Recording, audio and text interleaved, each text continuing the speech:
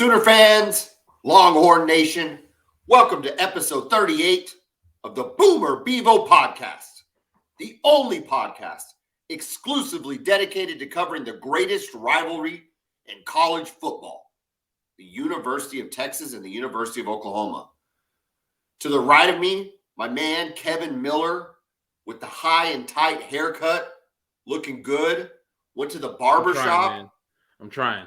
Was probably exchanging stories and getting razzed and doing all the fun, awesome things that Kevin does at the barbershop.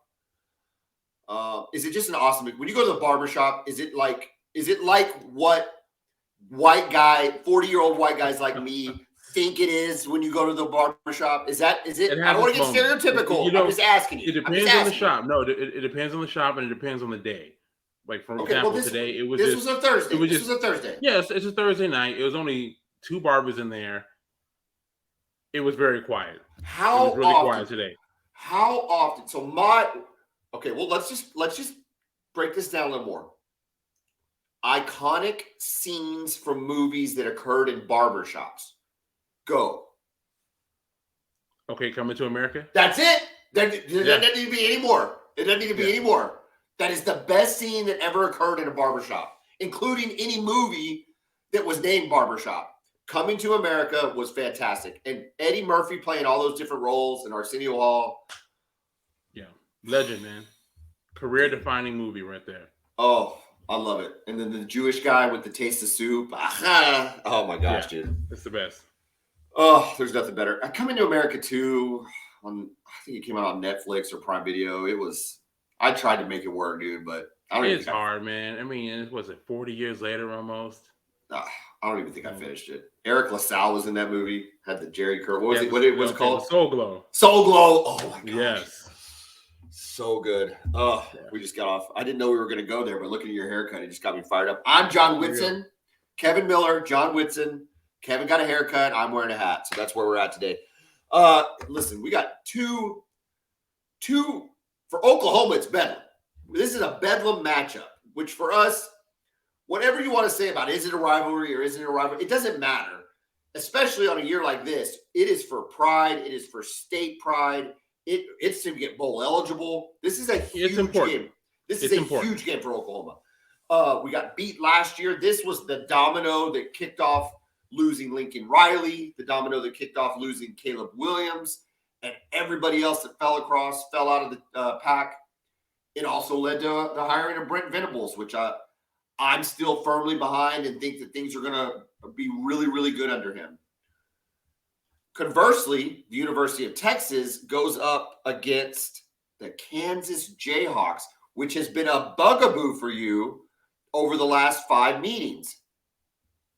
We talked about it right before we started taping. For Oklahoma fans, this is similar to like a Kansas State or an Iowa State where you should just go up and beat them every time. It shouldn't even be an issue. But we're talking in the last 5 games, you've only had one game that wasn't a one-score game.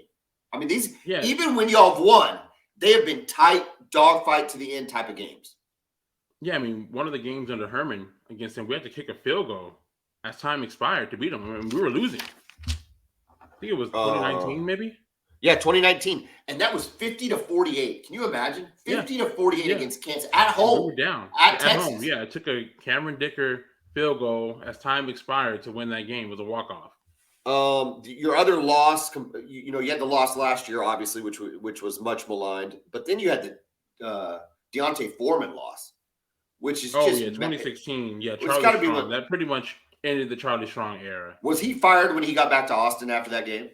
I think he got one more game again at TCU, and they got blown out by TCU, and that was it. He was gone the next. That was the nail. That was the nail. I mean, listen, the Kansas game that was over after that. There was no coming back. When you lose to that, we will get deep into the Kansas talk, but the problem with all of that is y'all coming off. It's going to be how do you respond from coming off an emotional loss at home against TCU, and you're going to go play a Kansas team that's pretty good. This isn't like the last football team. Yeah, this isn't the last 5 years where you're going to play the joke that is Kansas and you're somehow trying to escape. You're going to go play a very confident Kansas team who for them is having a very good year. They're at 6-4. Yeah, same record as Texas. Yeah, we're going to break it down.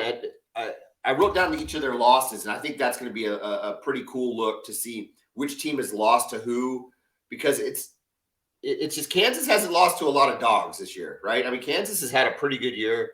It's pretty cool. But before we get to both Bedlam and the Kansas game, let's take a look at the top 25. The Texas Christian University Horned Frogs are going to be at Baylor, only a 2.5-point favorite. Listen, Baylor can beat TCU. Baylor has got the defense to beat TCU. Aranda has got the mindset and the aggressive go-for-it attitude. Do you think they will? I don't think they will. I don't think so. I think it'll be close.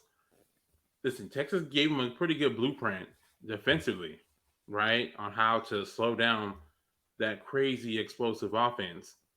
We'll see if they can put up enough points to do it, though. I don't know if they hold them to 17 like Texas did, and they're going to have to score points. That's the problem. Texas couldn't do anything on offense. Can they generate enough offense to score enough to beat this really good TCU team? Is Baylor coming off of a win? Did they win last week? I don't think so. Didn't they? They don't know. They got blown out by Kansas? By K-State. Oh, that's right. Home. You're right. So you just don't know. 31-3. You don't know where Baylor's head's at. TCU is the better team in this matchup. But let's see if Aranda can get those guys going. Illinois plays Michigan. Michigan's an 18-point favorite. Ohio State. Basically, these are filler games until we get to Ohio State, Michigan. Like these two games are serving the same placeholder that the SEC games are serving, where they're playing nobodies. I'm excited to watch Michigan, Ohio State. I don't really like either one of those teams, but I've gotten very comfortable with and used to rooting for the game itself on the Saturday after Thanksgiving. It's a great game every year. I mean, even when Harbaugh, see Michigan finally get that win last year after so many losses. But even when Harbaugh was losing all the games, they were competitive games in a lot of them. Yeah, and just a lot of fun to watch. I mean, look, that's going to be the de facto play. That it's not even the Big Ten championship game, because whoever's coming out of the Big 12 West or Big 10 West is terrible. Like that is the championship game, and I can't wait to talk about that next week. Tennessee does have a conference game against South Carolina. They should roll. Clemson has Miami at home, and they're a 19-point favorite. K-State is a 7.5-point favorite against West Virginia. My brother, Jacob, a proud graduate of the University of Louisiana, will be in Tallahassee to watch the Florida State Seminoles, which I think is fantastic. That sounds like an awesome place to go watch a football game. I wish I could have gone when OU played. Has Texas ever played in Tallahassee? I don't think so, man. Since I've been paying attention, they haven't played Florida State. This was like Landry Jones's junior or senior year, and it was his first. It was one of the first games of the year, maybe the second week, but it was an ABC prime time. It was outstanding, and this is the one where Kenny Stills caught a big pass down the sideline, and then Stoops kicks a field goal late to pull away. And after that game, Oklahoma catapults to number one, and you thought that was going to be another one of these really great OU teams. They floundered against Missouri and a couple other teams, but I'll tell you what, going to Florida State, I'm super jealous of you, bro. So enjoy it. Can Texas A&M get off the snide against UMass? They are a 33.5-point favorite. I don't see how you don't, man. The talent disparity is just way too big for even A&M to screw this up. Is there a scenario where A&M buys out Jimbo Fisher this year? Man, I don't see it. I just don't see it. It's just way too much money, man. $80 million? Was it $86 million? The hot coaching commodity, or at least the hottest one on all the talk shows, is Deion Sanders. Okay. I just can't imagine, though, A&M executing a buyout, even if they had a negotiated buyout with Jimbo, and turning around and putting all the risk on a hire like Deion Sanders.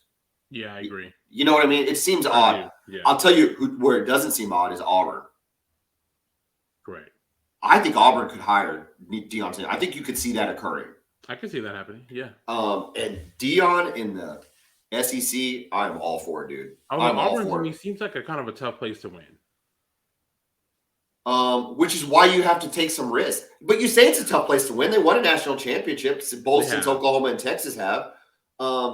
They've beaten Alabama as much as anybody else has. As well as anybody does. Yeah, I mean, consistently plays them. Correct? Wasn't it an overtime game last year, right? Yeah.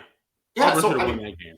Yeah, they should have won that game. So no, I hear you, but especially once OU and Texas, the SEC is going to be hard to win. I mean, which school in the SEC isn't hard to win at unless you're Alabama? So if you're gonna do it, the point is keep an eye out on Deion Sanders at either one of those positions. Georgia. I've also heard people mentioning Lane Kiffin for the Auburn job. I don't think that's an upgrade at all. No, you stay at Ole Miss. Yeah. Why would you want to go? He's not a build a program kind of dude. Yeah, and I mean, why would he build Auburn? I just don't see it as an upgrade over Ole Miss. That's a pipe dream. Somebody's wishing there. There's no way. No, he's got it rolling at Ole Miss.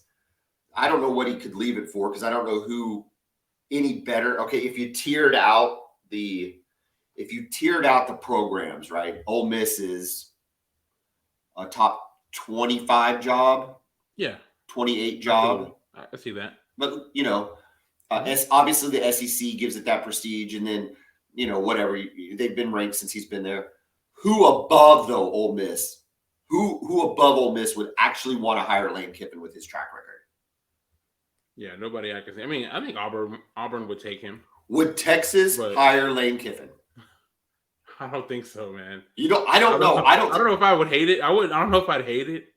It'd be entertaining, that's for sure. But I don't think they would. Do you see what I mean? I don't think Alabama's not hiring him. Georgia wouldn't hire him. Michigan wouldn't hire him. Ohio State wouldn't hire him. I mean, I think that he's reached his peak. This is as good as it's going to get, and which isn't bad. I mean, I'm sure the guy's making $5 million a year. Correct. Yeah. And he gets games. You win 10 games at Ole Miss. Dude, you win 10 games at Ole Miss. You're the king of the state. Are you kidding me? Yeah. Got to the Sugar Bowl last year. He's got to beat Mike Leach. Mike Leach might have to beat him to save his job. So we'll see how that goes. The other two big games besides the OU game and the Texas game, the other two big games are coming out west. Oklahoma's favorite, USC, is a 2-point favorite at UCLA in the Rose Bowl. That's the Fox primetime game. So it's 7 o'clock Central, followed by the Pac-12 After Dark. Utah is a 2-point favorite at Oregon. These are fun games. I really wish that Oklahoma wasn't going up against the USC game because I would like to watch a lot of that. You and I looked at the stats today.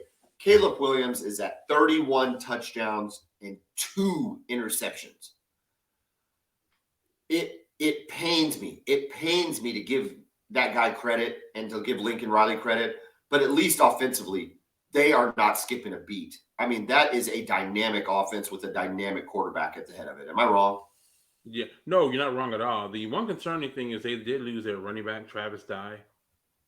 Oh, okay. I believe he's out for the season. He got injured in the last game. So we'll see who steps in at running back. I know they got the freshman. Remind me of the kid's name. He was supposed to go to OU and flip. Malik Brown. Yeah. Malik Brown's his name. They've got him. We'll see, though, man. But with Caleb Williams back there, anything is possible. We talked about this earlier. They've got a tough schedule left, right? They've got a game against UCLA. The big thing is, for all you USC fans, you're going to score the points. I really do. I think you're going to score the points. It's going to be, can your defense stop UCLA, Notre Dame, and likely Oregon? I guess if Utah beats Oregon, is Utah in it? Will Utah? I'm not sure. Are they playing for a spot? They might be. They might. Yeah, they very well could be. So either way, though, it already is. Those are a 3-game stretch that USC has a chance to get into the playoff. They will get blasted if they make the playoff. Come on, man. They'll get blasted if they have to go up against Georgia or Ohio State or Tennessee, they will get blasted because they do not have a defense that can hang with them. Yeah. But what a flex, though. I mean, you make the playoffs year one. God, are you kidding me? Oh my God, I wouldn't want to hear it from Cowherd and all that. You know he's gonna go hard too. Are you gonna make it? You're gonna make me. This is the game of the week. USC UCLA is the game of the week. Are you gonna make me pick this game? Are we picking this game? Absolutely, yes. All right, USC -2. Who do you have? Oh, I've got USC, man. I've seen Lincoln in games like this, and he usually wins them. I got USC, and really more than anything is because of Caleb Williams. He's Superman out there. My good buddy Johnny Chang. We were roommates in Addison, Texas, when I met my wife Alice Young. And he graduated from the University of California, Los Angeles. He is a huge Bruins fan. He listens, a faithful listener to the BBP. He would be pissed at me if I did not pick UCLA, but not just for Johnny, for Chip Kelly, for UCLA, and I hate USC. I'm going with the Bruins, and it's only 2.5 point spread. It's close to it wouldn't be a shock. Yeah, it wouldn't be a shock. And also, Zach Charbonnet, the running back for UCLA, has had a great season. So I look for him to have a big game because that USC defense is struggling, man. It's struggling. I still pick USC because of Caleb Williams, though. Listen, that's not a bad pick. Caleb Williams is, man, the guy's good. It sucks. It sucks. I was never mad at him for leaving. We've talked about this. We don't have to go the whole deal. I was never mad at him for leaving. He's a kid, transfer portal. It is what it is. It just sucks because, man, he was fun. He was. I him on your roster this year. I thought he had. He needed some growth, and clearly he's demonstrated that growth out at USC. There were some games that, that Baylor game, he was bad in it last year. Yeah, he struggled. And the second half of Oklahoma State, he was not great. And there were some other games where, he clearly needed some growth, and I don't know that Riley used him the best, but it looks like those two got on the same page, and he is a fantastic player. So it's just going to be. I hope they lose the next 3 games, but he is a fantastic player. And it's possible. It is. I mean, that's the crazy thing, right? You can see them making the playoff or losing this game against Notre Dame and against potentially Oregon if they make the the Pac-12 championship game. Yep. Kevin, a word from our sponsor. Our sponsor is Brown O'Haver. They are public insurance adjusters. They work for the insured, not the insurance company. So if you've had a loss to your home or your business from fire, wind, theft, whatever the case may be, you can hire Brown O'Haver, and they will adjust the claim for you to make sure you get the maximum payout allowed under your policy. In addition, they will shoulder the burden of actually having to mess with the insurance company and scheduling all the meetings and doing everything that goes with that, and really remove a major stressor out of your world. So give Brown O'Haver a call, 405-735-5510. You can hire them at the beginning, day one. You can hire them a year later. You don't get paid. You don't get charged unless you get paid. So it's a no-risk proposition to give Brown O'Haver a call, 405-735-5510. Kevin, it's Bedlam, buddy. It is Bedlam. And I got to spend the morning with the voice of the Sooners, Toby Rowland. And it got me fired up. I was already fired up, but it got me fired up thinking about this game, thinking about what happened last year, thinking about the emotions that game created, and then everything that fell apart after that. He had on the voice of the Oklahoma State Cowboys, who made an interesting comment. And I want to get your thoughts on it, because you're an outside observer, right? We're going to treat you as the neutral observer in this.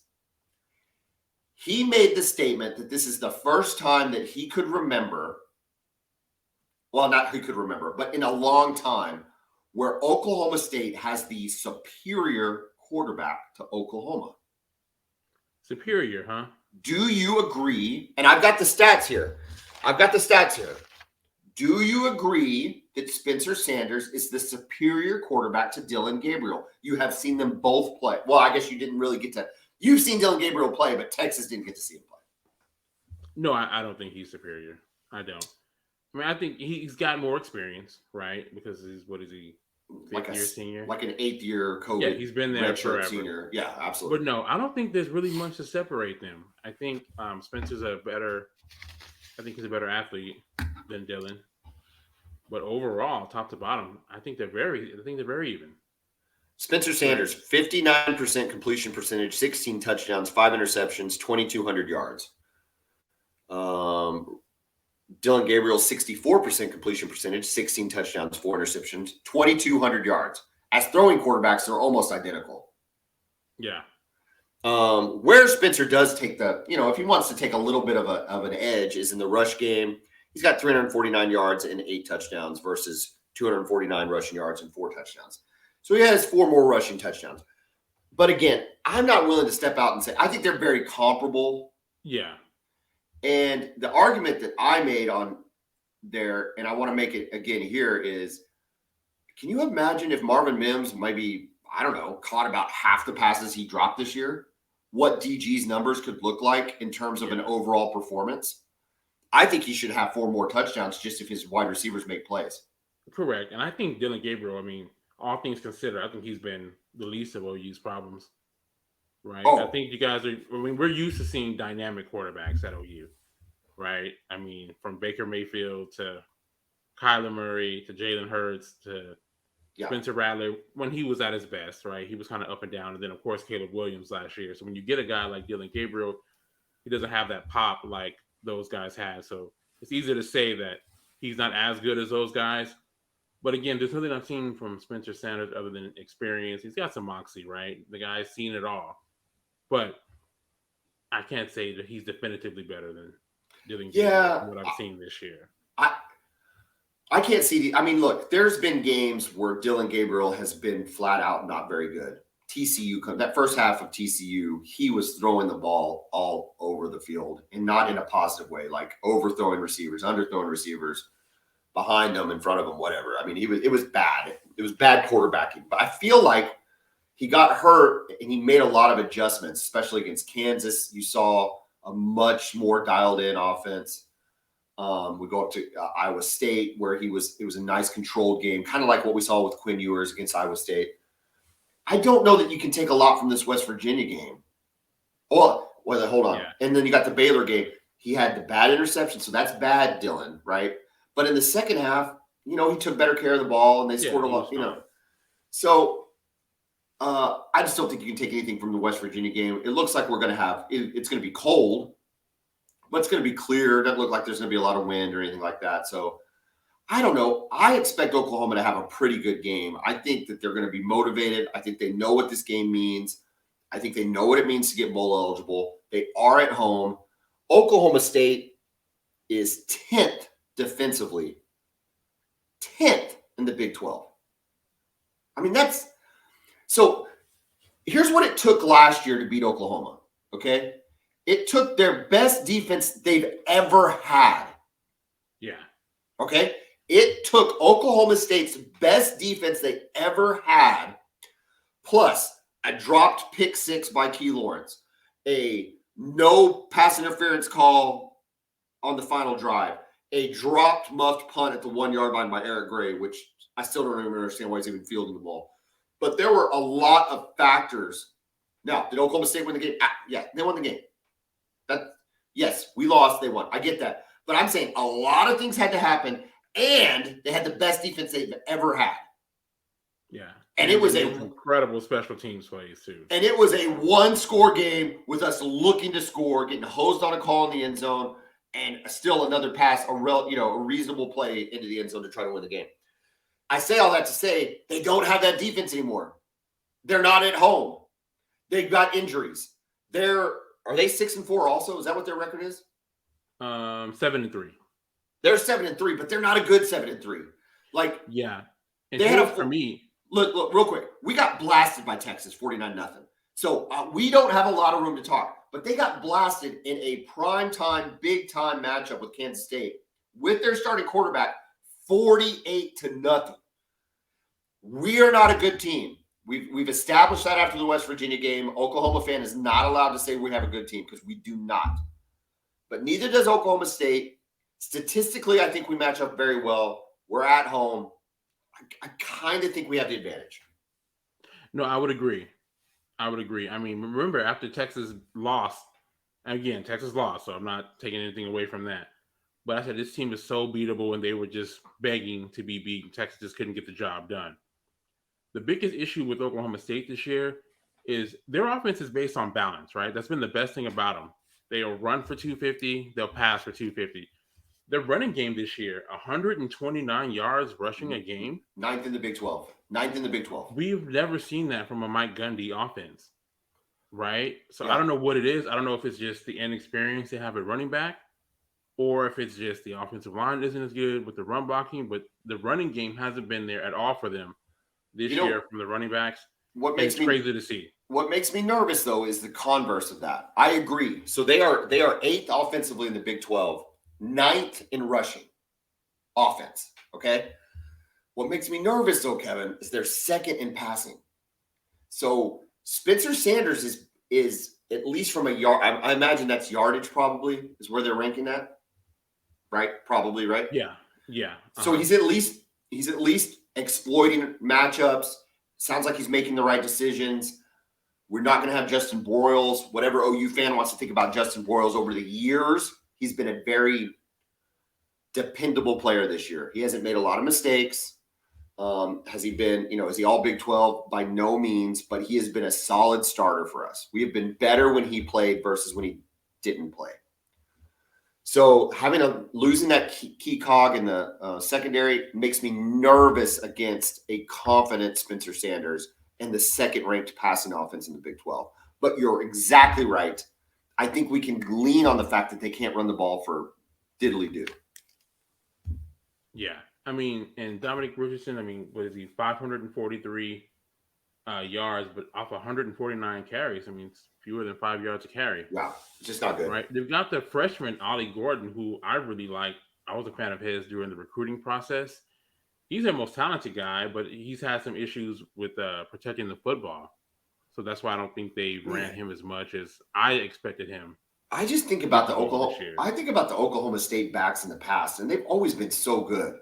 Yeah.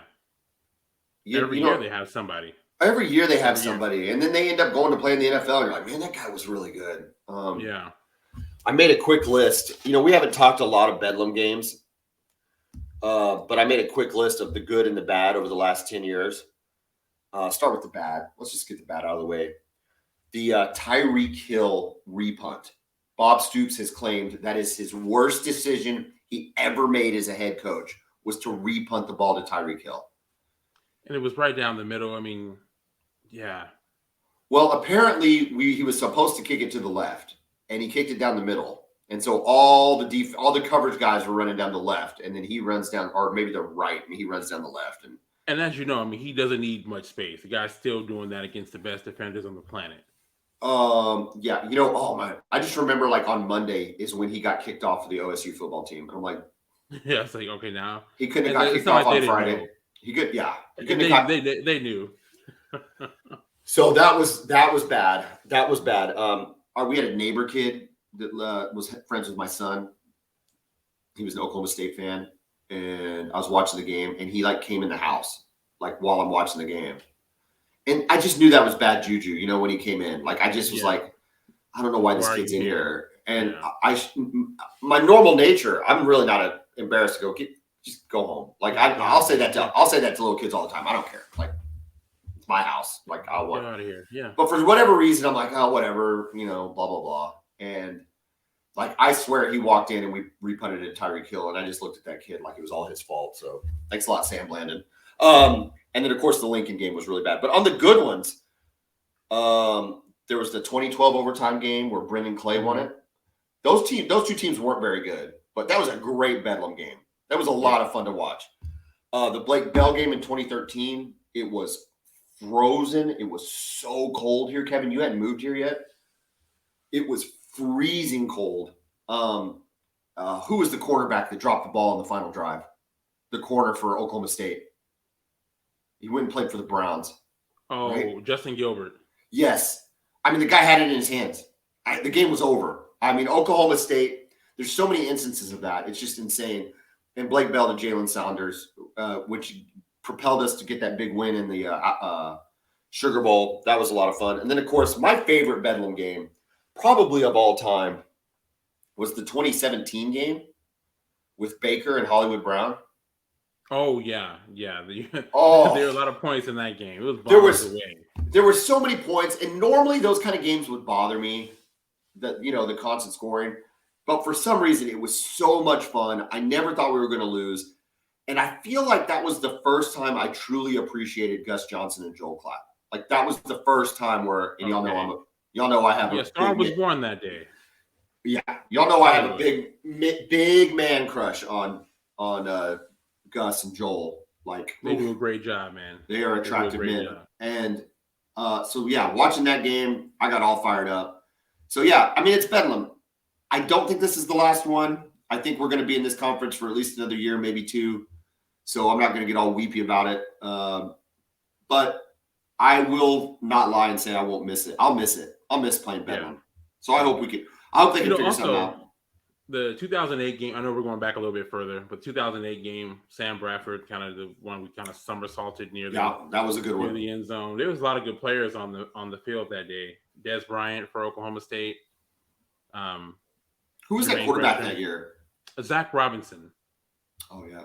Yeah, good player. He was a really good player. The next Dan year, Bailey, kicker, DeMarco Murray. that next year loaded offense. That next year we shut him out, right? Didn't we shut him out on In the following year? 2009? 26-0, I think. I don't remember. Yeah. I feel like we shut. I'm almost positive that they thought that they were pretty good that year, and we shut them out. It was fun. That's the fun part. All right. Enough about reminiscing. So Oklahoma versus Oklahoma State -7. That's a big spread, dude. I wish the spread was so much smaller. I mean, I'm sure everybody wishes the spread was smaller, but I just wish this was more like a 3.5 or a 4.5 point spread, and I could pick Oklahoma by a touchdown. 7.5, it's like, oh, I hate even thinking about it. Where are you leaning? I'm leaning towards OU, man. I think OU? Yeah. Okay. I think you guys win and cover. I think OU wins, but I think OSU covers. I actually think it's going to be a tight game. I think it's going to be a tight game, but I think that Dylan Gabriel, after all the crap he's been through this year, getting hurt and all the stuff, I think him and Mims are going to connect on a couple big plays in the second half, take advantage of the 10th ranked defense in the Big 12 and put it away late. So I'm looking for a big Eric Gray game. I'm looking for another big one. I think he's. There's no bigger fans than the BBP for Eric Gray. He's a stud. You know what? You know what? So Toby Rowland, voice of the Sooners, tried to say that after the 25-yard run that he wanted to leave the game, that he wanted to exit the game, and that's why they had to put jump because he was tired. So you know what I did?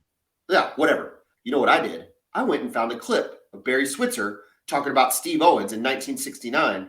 You know how many carries he had in Bedlam? Oh, how many? 55 carries. Hey. You know what Barry Switzer said? I guess Steve Owens was like, hey, I'm tired. I need to come out. He's like, we're not playing in a bowl game. Get your butt back in there and run some more. Like, listen, Eric Gray had 25 carries. Yes, he's tired. The entire team is tired. We don't need Javonte Barnes in the fourth quarter. We need Eric Gray. He's the best player on the field. The Texas-Kansas game we were talking about earlier, the 2016 game, which, like I said, signifying the end of the Charlie Strong era, Deontay Foreman had 50 carries that day. Yeah, that's what, yeah. You just never see that. No. I mean, look, you just don't see that nowadays. I wasn't asking for that with Eric Gray last week. I'm saying those carries at that moment. That's when you need him, right? I'm not, golly, the kid's running for 200 yards or whatever. I mean, didn't he run for 8 yards a pop? Yeah. Oh yeah, Eric Gray. Yeah, I think 210 yards, something like that. Yeah, no, the guy's just give him the ball. This isn't a give him the ball like more. It's give him the ball more in those scenarios. In those moments. Like in the fourth quarter, we need somebody we can count on who knows what he's doing, who is shifty and smart and makes the right play. He's proven that over the year, just as I predicted he would this summer. So anyway, one of us did. That's correct. The one with the good-looking haircut. The University of Texas is traveling north to Lawrence, Kansas. In some ways, I'm sure you wish you were bringing your basketball team up already after that ginormous win against Gonzaga last night. Yeah, that was fun to watch. That was in the new building, right? Yeah, the Moody Center. Dude. So far, so good, man. They did some things. They got the students down at the bottom right now. So they're making a great atmosphere. It's going to be nice. Well, dude, if they can bring that atmosphere, it's hard in the Big 12 to draw that energy all the time. But man, I thought that was great. Gonzaga. Yeah, unless you're Kansas, they've got the culture's been there for decades, right? So you get there as a student and you just know this is how it goes. With schools like Texas and OU, it's not like that. So hopefully this is something they can build on. I'm not a Bill Self fan. Are you a Bill Self fan? Not really, but man, the results are there. Whatever. He's obnoxious. The results are there. All right.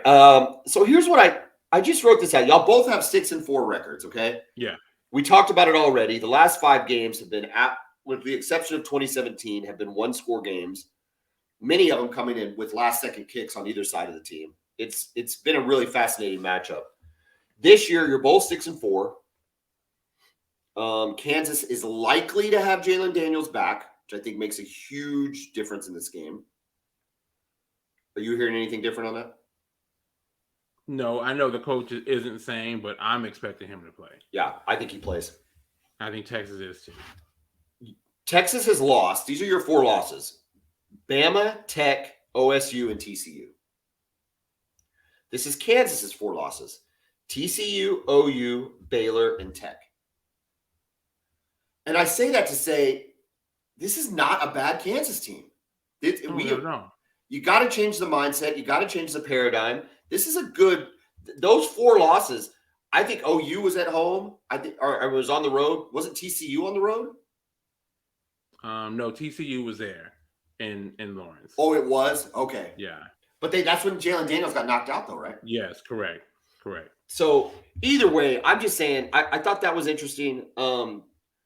You've got Jalen Daniels is probably the biggest question mark.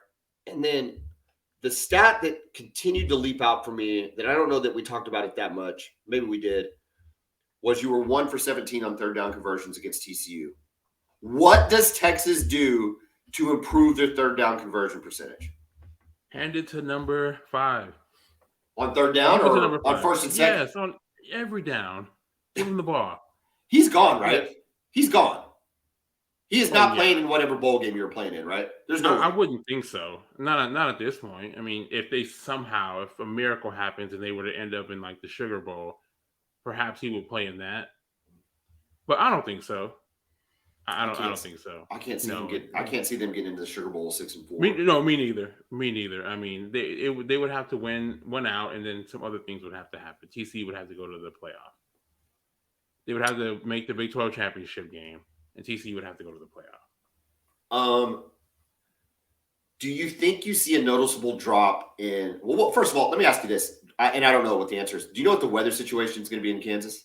I've heard that it's going to be in the 30s. It's not going to be good weather, but right now I'm seeing 49. So the forecast is changing. So right now it looks like it's going to be 49, but I know the temperature is going to drop. It's a 2:30 kickoff, so the sun is going to set during the game.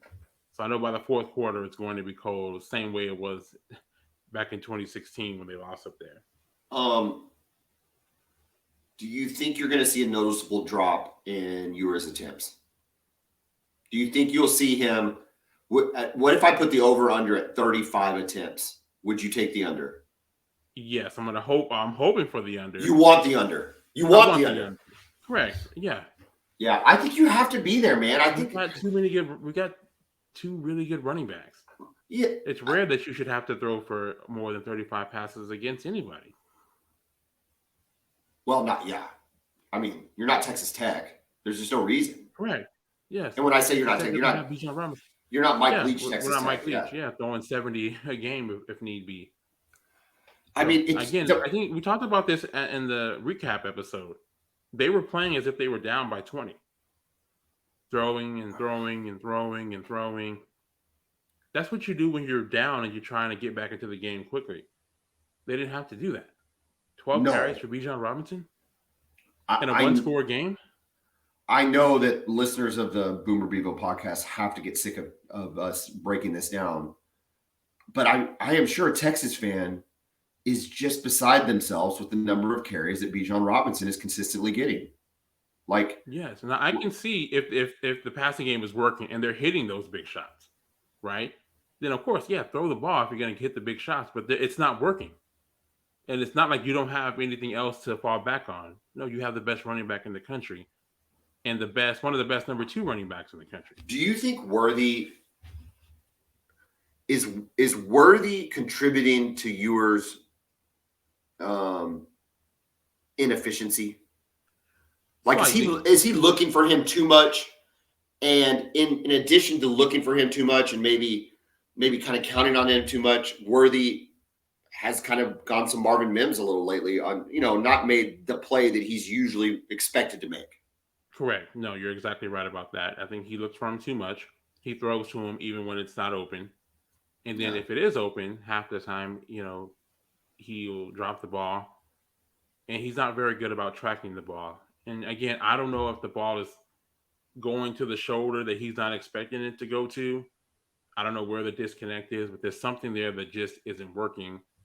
And again, my problem is with the coach for continuing to try it when it's just not there.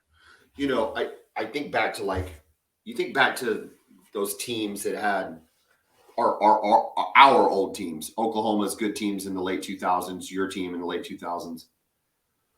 And your go-to players were not those big home run hitters. For Sam Bradford, his go-to player was Jermaine Grisham. Mm-hmm. Like, that's a big body, easy throw. Very rarely was it, some hard throw. Like, it was, just real simple reads, bigger body, give him an opportunity to make the play. And I think about like Jordan Shipley, the same thing. All those passes weren't Jordan Shipley running post route stuff. It was, crossing patterns, find some space, sit in the space, get the ball. Ryan Broyles. Yeah, Ryan Broyles is a great example. That's exactly right. And so I just think about, I'm curious about Sarkisian's use of Worthy, because I just don't know if it's been the best, put him in the best position to succeed.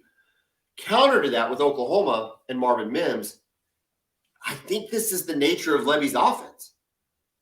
Like, he wants to take those shots. Yeah, and so it's inside zone and deep shots. Yeah, I mean, you turned me onto that in the summer when we were previewing this, and it's bore out. Run the ball, take deep shots.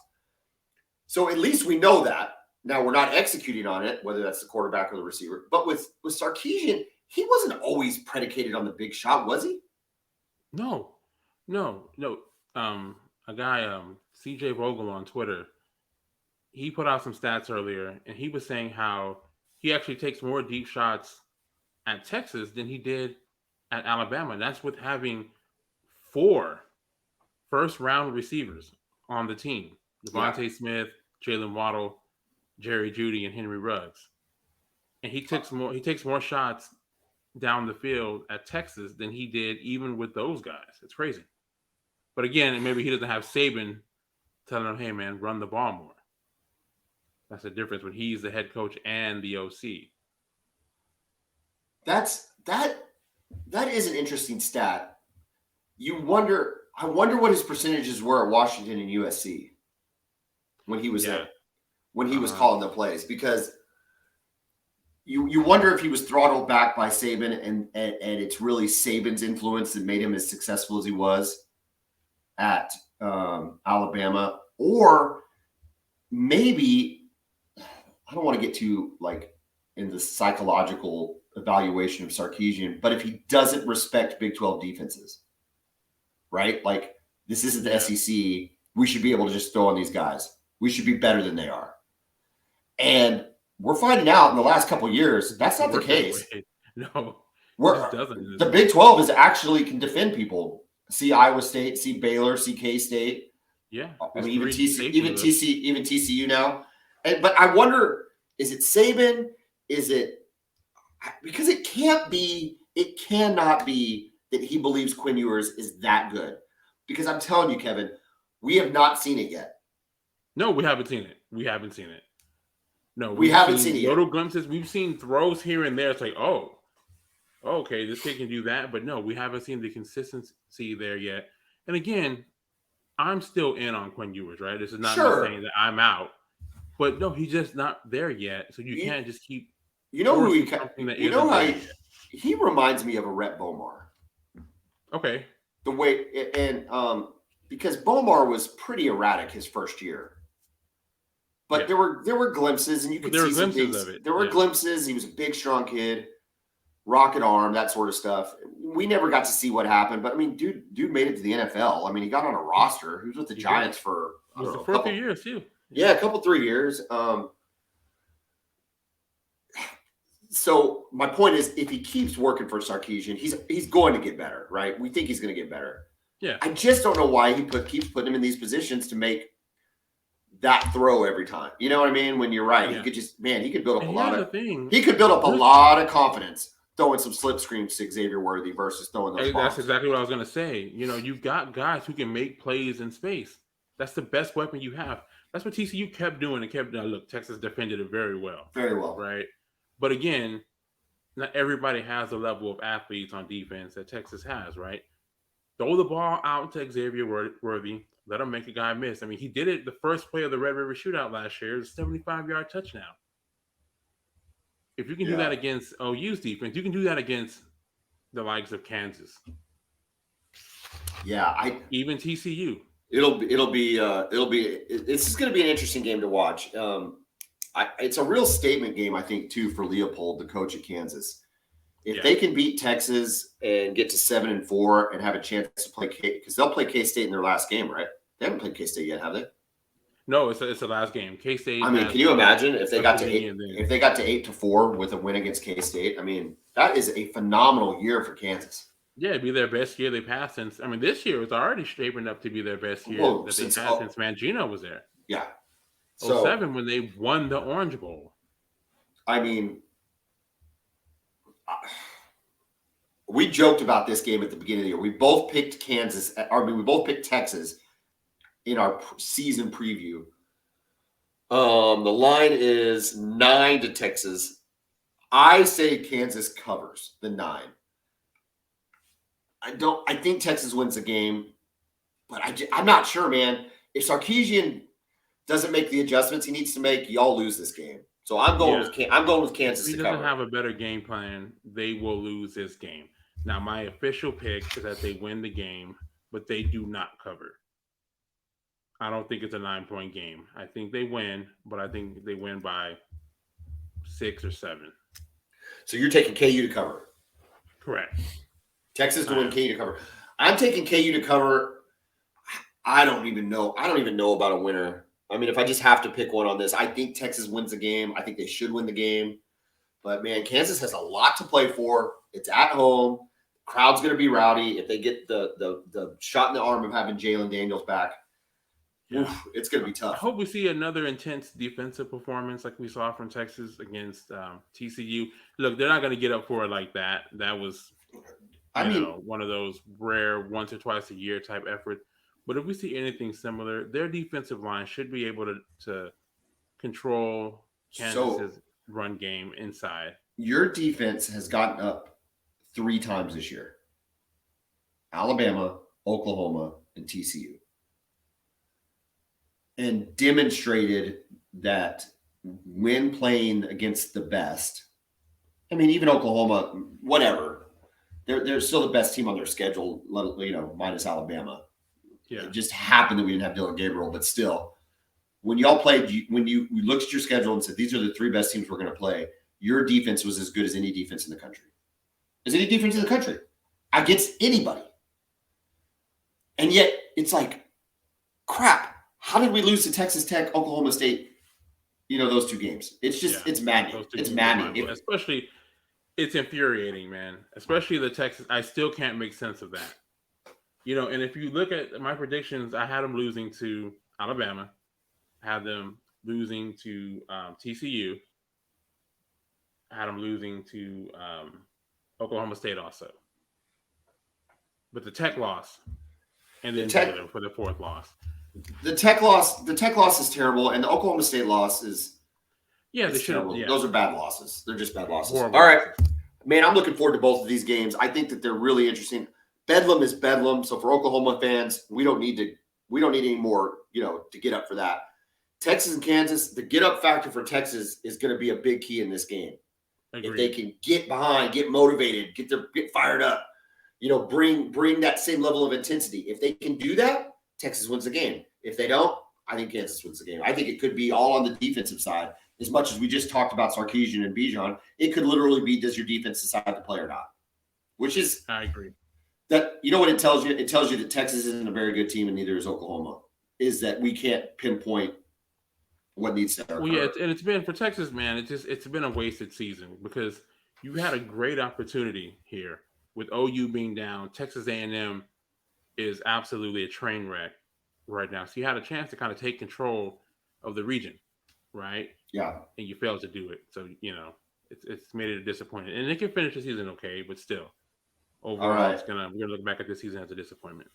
The only thing that's not wasted this season is the Bevo Podcast, which is just growing leaps and bounds. I appreciate everybody that's listened and liked and commented. We love doing this. It's been a great year. We've got some travel that is going to impact our recap game. So Kevin and I are going to try to get one out either Saturday night following the OU game or sometime Sunday. So just, kind of keep an eye out. It'll be going into Thanksgiving week, and then we'll figure out when we're going to do a preview during Thanksgiving week. We know that'll be kind of weird too, but it's okay. Kevin and I are going to we are committed to bringing you the Boomer Bevo podcast.